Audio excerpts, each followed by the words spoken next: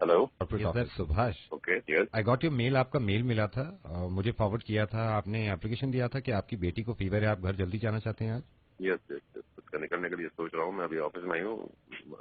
Most probably 1 घंटे में मैं निकल you can't Subhash, yes you can't, आप नहीं निकल सकते हैं घंटे में, क्यों? क्योंकि ये कंपनी है सुभाष, यहाँ पे जॉब कर रहे हैं आप।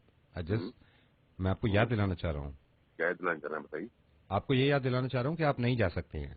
मैंने तो एप्लीकेशन दे दी कि वो एप्लीकेशन बच्ची देने से कुछ बीमार है। नहीं होता, नहीं जा सकते। इस मैं केस में अजीब अगर मैं बात नहीं कर एप्लीकेशन रहा ना हूँ। भी आई देता, जस्ट बात वांटेड सुनिए। टू इन्फॉर्म नहीं यू, नहीं आई नहीं जस्ट नहीं वांटेड टू नहीं inform you that you can नहीं नॉट मेरी गो। बात सुनिए। हाँ, मैं जो कमा रहा हूँ किसके लिए कमा रहा हूँ मैं? अजीब आदमी है आप। मैं एक तो आपको मेल डाला है, मैं चाहता था ऐसे चले जाता। मेरी बेटी बीमार है, आप कह रहे हैं, आप मुझे उसके लिए फोन कर रहे हैं कि आप नहीं जा सकते, आप नहीं जा सकते। और कौन होगा ऐसा जो कि अपनी बेटी का फोन करना चाहे? बताइए आप। बेटी का क्या सुन के ना जाए, अरे बेटी की तबीयत खराब है यार। होते हैं ऐसे बहुत सारे लोग। तो कौन है वो लोग? फौजी हैं मिस्टर सुभाष, हमारे जवान हैं। Subhash, Subhash I am sorry, अब ये आप पे डिपेंड करता है। आप चाहें तो फोन काट दीजिए, क्योंकि मैं रेडियो मिर्ची से नवेद बोल रहा हूँ, आपके एचआर से नहीं। और आप चाहें तो थोड़ी सी बात मेरी सुन लीजिए, क्योंकि मुझे लगता है कि ऐसे समझाने में लोगों के शायद समझ में आ जाए। और आप अभी चले जाइएगा आधे घंटे में। लेकिन सुभाष, कितनी आराम से आपने एप्लीकेशन दे दी, आपको छुट्टी भी मिल जाएगी और आप चले भी जाएंगे। ये जो हमारे फौजी हैं ना, जो सरहद पे हमारी हिफाजत कर रहे हैं, 6-6 महीने हो जाते हैं इनको अपनी बेटियों की शक्ल देखते हुए। एक एक साल गुजर जाता है इनको मां से चिपटे हुए। और मैं आपसे ही बात कर रहा हूँ, आप जो सुन रहे हैं मैं आपसे ही बात कर रहा हूँ। जरा सा सोचिएगा थोड़ी देर के लिए कि आप जॉब पे हैं और आपकी बेटी की तबीयत खराब है और आपसे ये कह दिया जाए कि आप ये नहीं जा सकते, या आप मजबूरी हो, तड़प जाएंगे आप।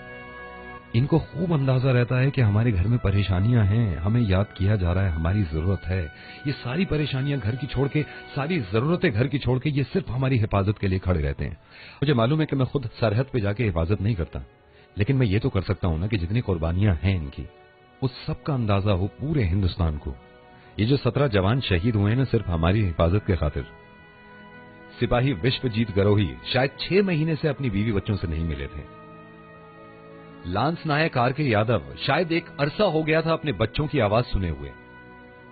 सूबेदार करनेल सिंह शायद अपने माँ बाप की आवाज सुने हुए इन्हें 5-5 महीने हो जाते होंगे। इसके बावजूद इन्होंने ये नहीं कहा कि मुझे छुट्टी चाहिए, मैं घर जाना चाहता हूँ। ये शहीद हुए अपने परिवार की वजह से नहीं, सिर्फ आपकी और मेरी वजह से और हमारी हिफाजत की वजह से।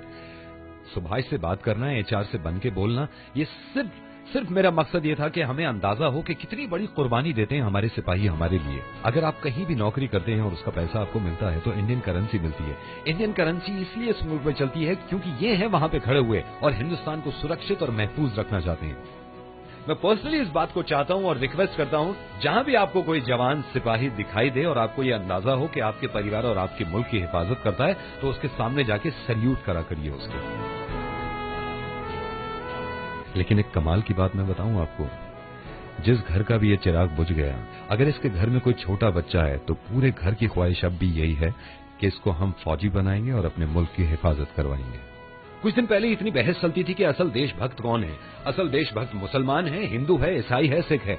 असल देशभक्त ये लोग हैं जिनकी वजह से हम आजादी से देशभक्ति के नारे लगा सकते हैं। बहुत करते हैं और हमें उनकी रेस्पेक्ट करनी चाहिए, उनकी फैमिली की केयर करनी चाहिए और गवर्नमेंट को भी बहुत कुछ करना चाहिए। जय हिंद। जय हिंद।